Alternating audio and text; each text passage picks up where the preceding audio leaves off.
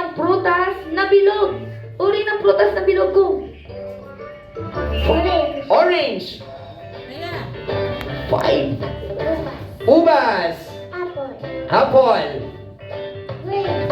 Grapes. Ayan, siguro magkaiba yung ubas sa grapes. Oo, Filipino version, English version. Kaya Jalo. Kaya Jello, magbigay ng uri ng prutas na bilog.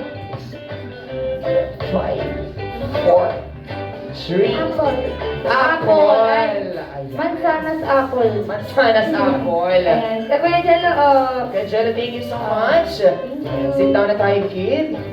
si ate, magbigay ng uri ng prutas na bilog. Lemon.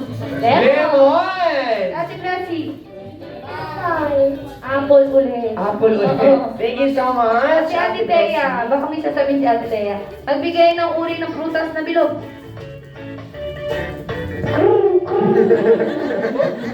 Ayan, thank you so much, Ate Thea. At dito tayo, Ate Ashley. Ate Ashley, doon tayo. Another category.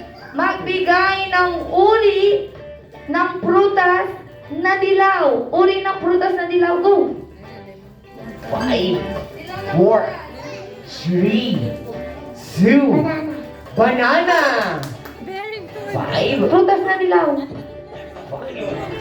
4, 3, 2, 1, 0. Thank you so much, Ate Ashley. Hey. Ayan, sa'yo si Jollibee dahil naka-red ka. Thank you so Sabi much. ni Ate Alexis, lemon. Bumubulong siya. Ate Max, prutas na dilaw. Go. 5, 4, Lemon. lemon. Mangga. Ano po? Prutas na dilaw. 5, lemon din. Naulit ng lemon. Thank you so much, Kuya Kurt. Maraming salamat. Ayan, tatlo na lang sila, Ate Ann. Ano ang iyong next category? Ikaw sa tingin Okay, ayan, next category natin magbigay ng uri ng aswang. Okay, magbigay ng uri ng aswang. Go! Uri ng aswang.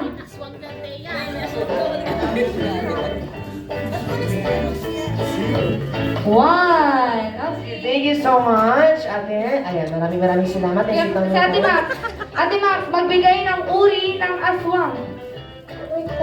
Multo! Sabi ko vampira. Sabi ko White lady. Kuya Kurt.